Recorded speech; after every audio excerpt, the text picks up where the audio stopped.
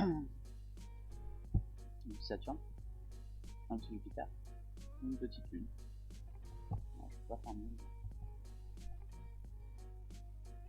La lune en vrai normalement je la fais avec un plus sympa, je peux se balader un peu dessus.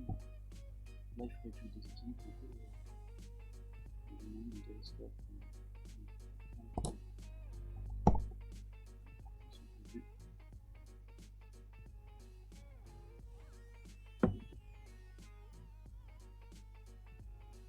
Un truc rigolo avec ces planètes, c'est que ah bah là on voit deux petites lunes là. Et quand Galilée les a observés, il a sans le vouloir accordé du crédit à la théorie héliocentrisme de Copernic.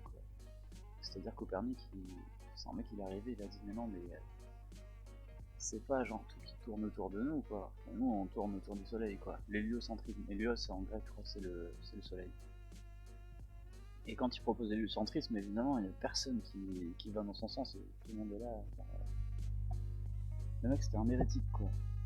Et en fait Galilée quand il voit Jupiter avec les lunes qui tournent autour de Jupiter, ben, il découvre un autre système, c'est-à-dire un système avec un gros objet et d'autres objets qui tournent autour, et du coup ça va quand même dans le sens de Copernic, et c'est quand même assez stylé quoi.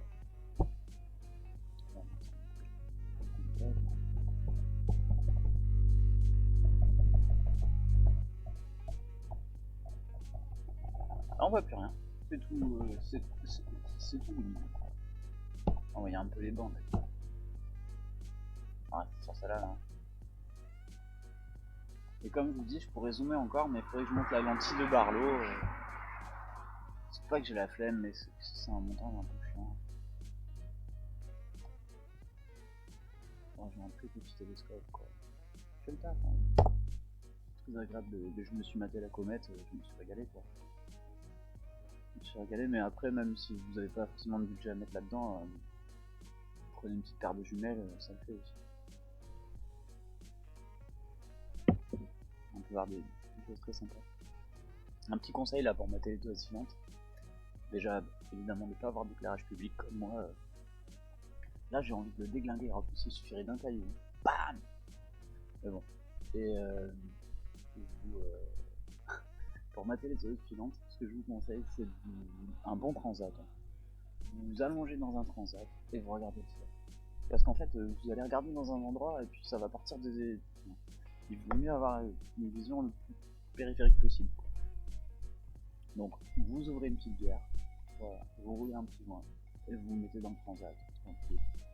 Et vous regardez le ciel. Et là, vous allez voir des trucs.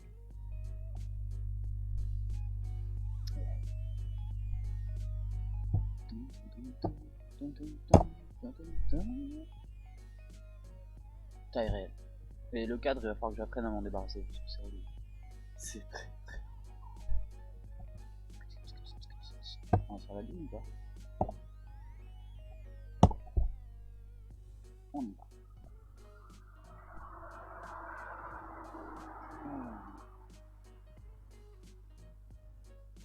Bon, par contre, j'ai juste éclaté mes données. Inévitable.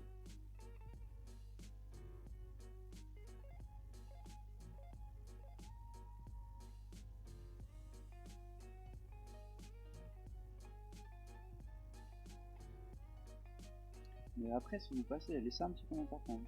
Laissez un truc pour montrer que vous êtes venu vite.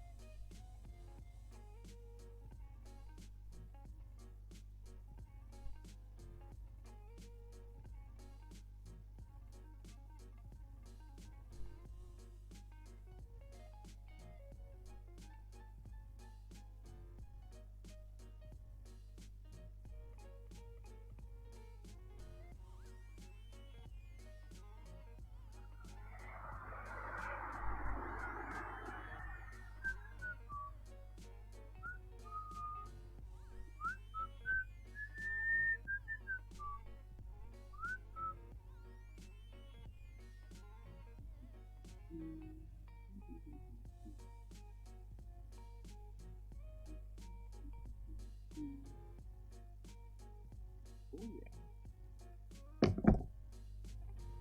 Ouf. Viens, on dézoome un peu la lune. Par contre, s'il te plaît. Ok, bah.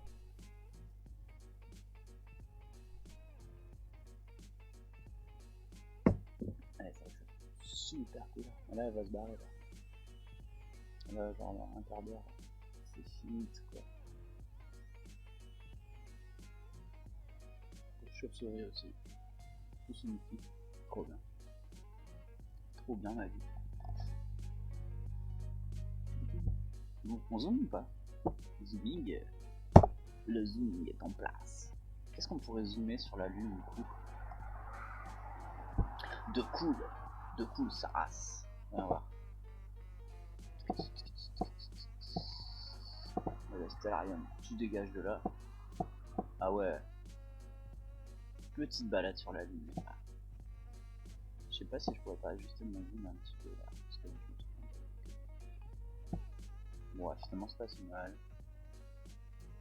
C'est pas si mal. Mais on sent les turbulences quand même. Hein. Mais je suis pas vraiment en vie, mais il y a beaucoup d'éclairage public. C'est dommage.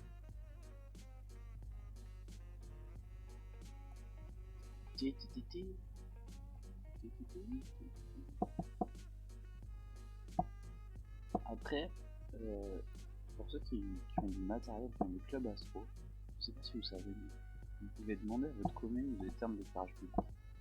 Et il y a même, je pense, des communes qui ont un... Vous voyez, genre les communes où il y a genre des fleurs, tu sais, cette commune a 4 fleurs parce que c'est une commune fleurie, ou cette commune a... Ben, il y a des communes qui ont un label astro, quoi. En mode, ouais, cette commune éteint ses lampadaires la nuit, comme ça vous pouvez regarder les étoiles, quoi. Parce que c'est vrai que là c'est claqué en fait, si je regarde le ciel, je vois Jupiter, Saturne. Après, c'est vrai que j'ai la lumière de mon ordinateur, mais sinon je vois pas beaucoup les étoiles, quoi. Enfin, bon, après, il y a la lune aussi qui me claque la gueule. Et là, c'est vrai qu'elle commence à être assez lumineuse. Mais bon, voilà quoi.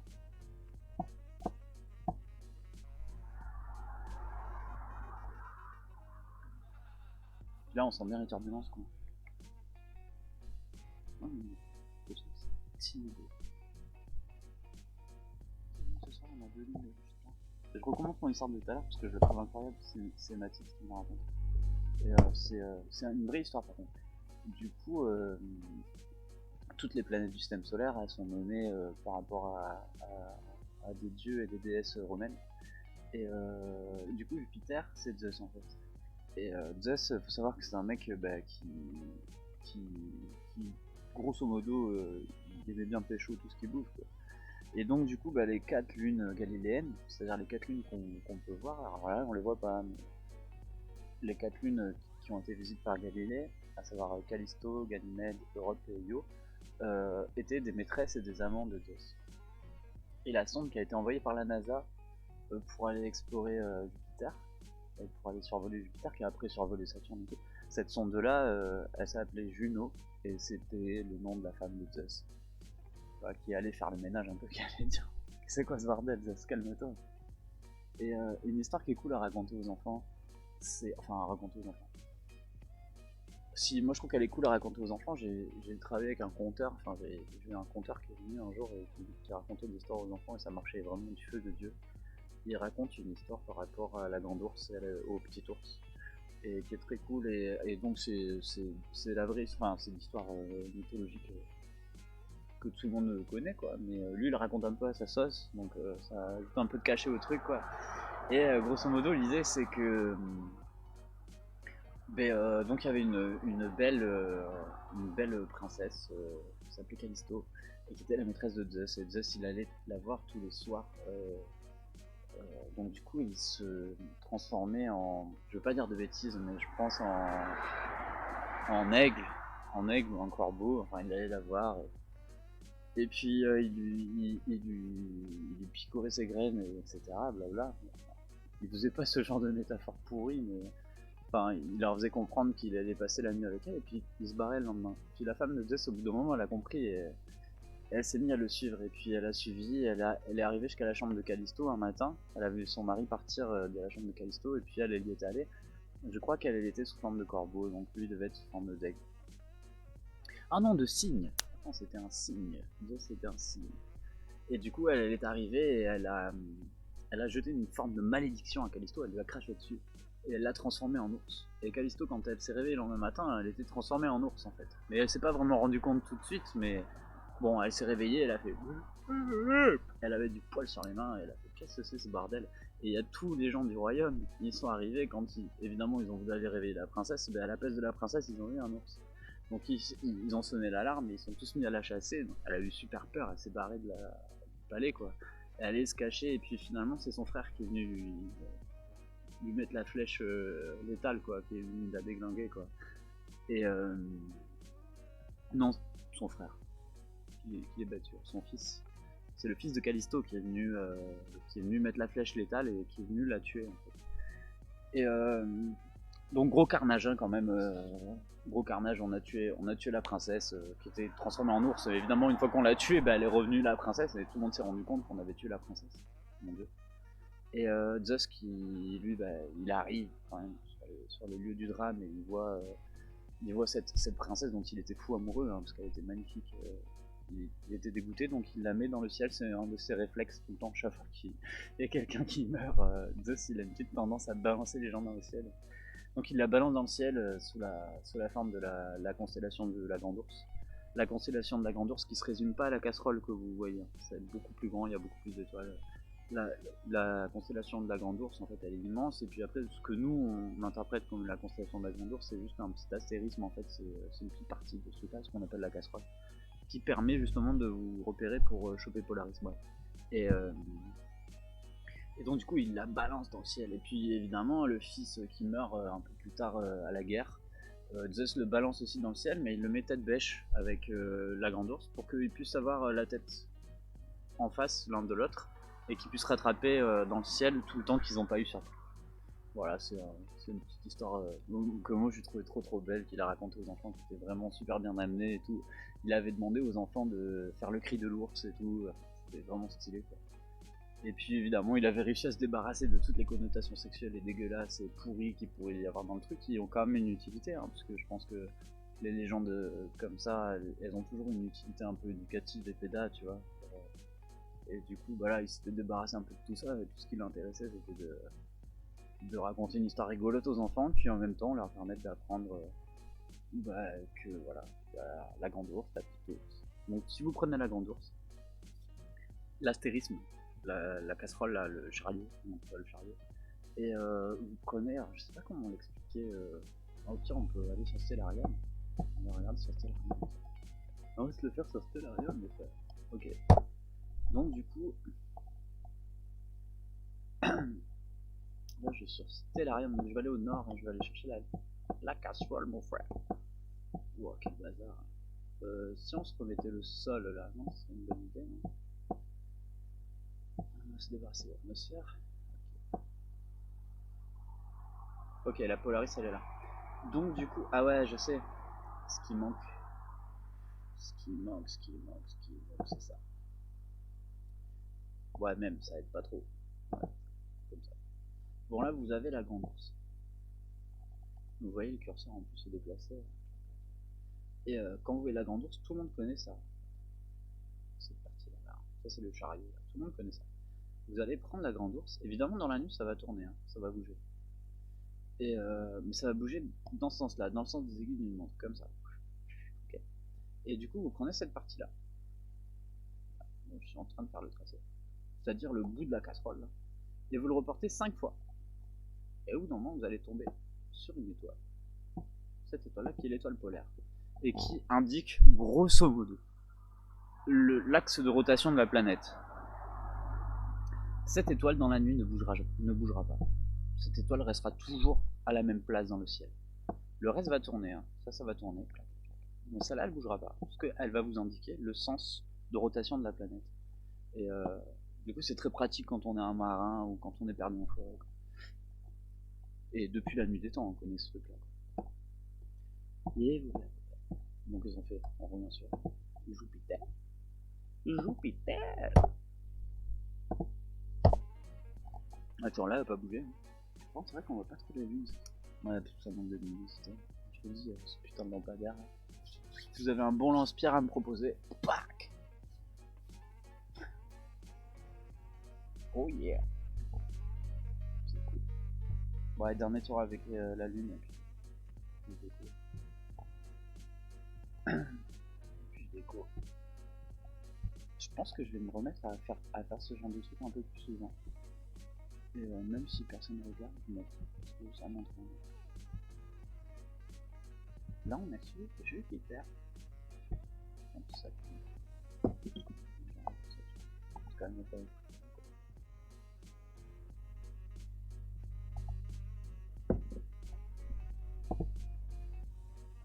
Ok. Bon, ça bouge pas. Là, ça bouge pas. Alright, baby.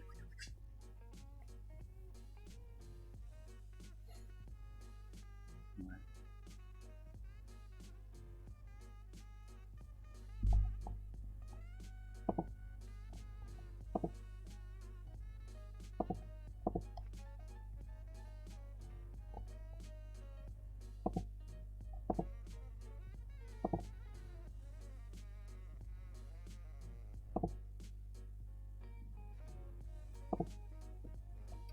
Tu es un pas.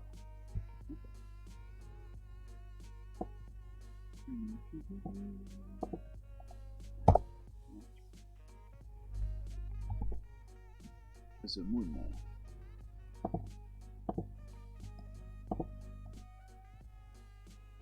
Vous allez voir en direct de Stellarium qui m'a mis.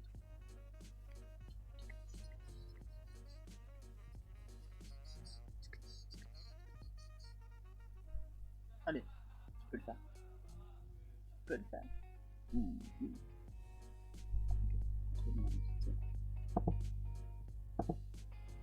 Ça serait comme ça. Ça serait.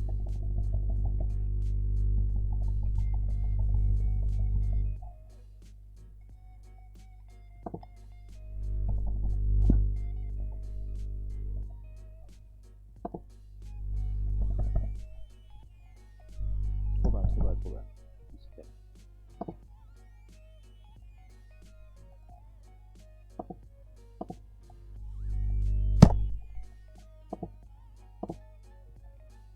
Ça commence à venir.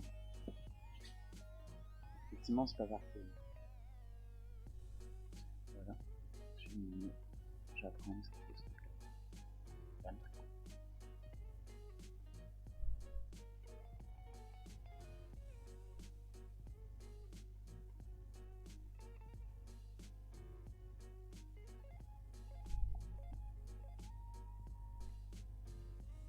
Bon, ouais, je vous le laisse un peu encore.